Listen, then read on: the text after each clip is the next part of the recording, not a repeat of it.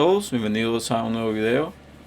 El día vamos a estar hablando de lo que es Filipenses capítulo 1 versículo 21, lo cual nos dice: porque para mí el vivir es Cristo y el morir es ganancia. Es un texto muy utilizado para muchos, muy conocido para muchos, pero no muy bien interpretado, y ese es el punto que quiero hablar en este video. Cuando tú como cristiano, tú como creyente, tú como nacido de nuevo, utilizas este texto y dices: para mí el vivir es Cristo y el morir es ganancia, representa muchas cosas. Representa más allá de un número de frases o oraciones repetidas. Tienes que saber qué significa el vivir es Cristo. Y esto es lo que quiero hablar en este video. Por lo general nosotros como cristianos repetimos muchos textos bíblicos y los acomodamos de acuerdo a nuestra necesidad.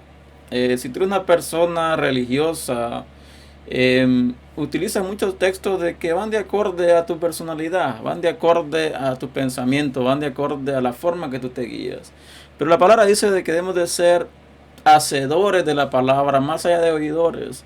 En este tiempo vemos muchas personas conocedoras de la palabra, conocedoras de muchos textos, que saben la palabra de pasta a pasta, pero cuando vamos al otro lado de la moneda, al punto donde nos toca vivir la palabra, ahí comienza la cosa seria.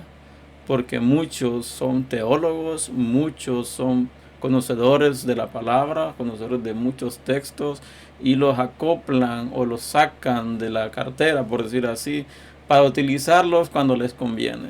Pero la palabra no debemos de utilizarla cuando nos conviene, sino debemos utilizarla para poder vivir. Y cuando tú hablas de para mí el vivir es Cristo, hay un sinnúmero de normas, un sinnúmero de cosas que tú tienes que saber y conocer. Una de ellas: ¿qué significa el vivir es Cristo? ¿Qué significa? ¿Cuál es la condición que tú debes de tener para afirmar abiertamente y con certeza de que para ti el vivir es Cristo? Cuando tú hablas de el vivir es Cristo, encierra un sinnúmero de cosas. Y una de ellas, saber de que ya la vida no te pertenece a ti, sino que le pertenece al que pagó por ella. En este caso, si tú eres una persona cristiana, una persona creyente, nacida de nuevo, no estoy hablando de ninguna denominación, de ninguna doctrina. Si tú te catalogas como cristiano, nacido de nuevo, como hijo de Dios, lavado con la sangre del Cordero, pues tienes que saber de qué conlleva el vivir en Cristo. Significa que tú tienes que despojarte de tu persona, despojarte de el yo, para que sea Cristo quien tome control absoluto y total. Donde todas las decisiones que tú tomes, donde todo la forma como tú te comportas tiene que ser en base a lo que representa Cristo. ¿Cómo es Cristo? ¿Cómo conoces tú a Cristo? ¿De qué manera tú tienes intimidad con Cristo? ¿Cuál es la forma que tú interactúas con Cristo? ¿Cuál es la postura que tú tomas cuando comienzas a tener adversidades, cuando comienzas a estar en situaciones difíciles, cuando comienzas a ser tentado, cuando comienzas a dudar de muchas cosas? El vivir es Cristo, el vivir para Cristo es sacrificio, sacrificio completo, sacrificio donde tú tienes que negarte completamente a ti, negarte a los placeres de la carne, donde tú pones a Cristo en primer lugar, donde la necesidad tuya pasa a un segundo plano, donde lo más importante es Cristo, donde tú, a pesar de tener persecuciones, a pesar de ser señalado, a pesar de personas levantarse contra ti, a pesar de personas hacerte daño, tú mantenerte firme en el Señor, mantenerte constante y sabiendo de que tú tienes que dar testimonio diferente testimonio de cómo un hijo de Dios debe de comportarse, donde cuando comience la tempestad a levantarse contra tu vida, tú debes saber hacer lo correcto, tienes que saber qué hacer, donde nada te atemorice. Y como dice la palabra, el vivir es Cristo. Y en este relato Pablo está encarcelado, Pablo está teniendo aflicciones, Pablo está sufriendo muchas adversidades, pero él sabe de que es necesario, porque él dice de que es necesario que Cristo se glorifique en él. Y el preso manda a decir, si pasar este proceso que yo estoy pasando da como resultado que Dios se glorifique, entonces yo puedo decir que para mí el vivir es Cristo y el morir es ganancia. Lo que está pasando en este punto, en este momento, vemos muchos cristianos con miedo, aterrorizados a la muerte, aterrorizados al morir. ¿Por qué? Porque el Cristo que ellos dicen que representa no es el mismo que la palabra estipula, no es el mismo que fue a la cruz, de que pagó el precio por nosotros.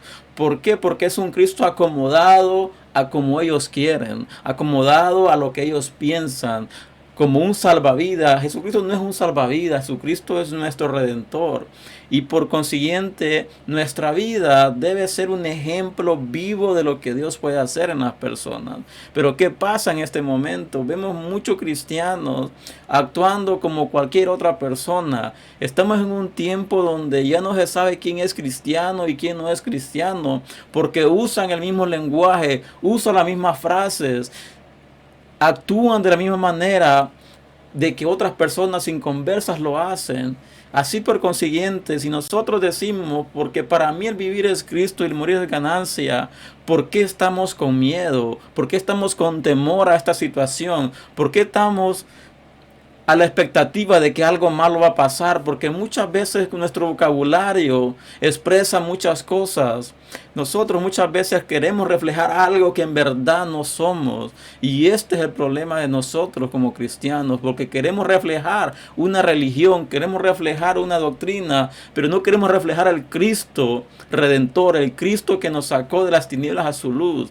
Y ese es el vivir en Cristo. El reflejar a Cristo, el reflejar la convicción, el reflejar de que estamos agarrados de su mano y de que nada nos puede hacer daño, de que nada nos puede hacer falta.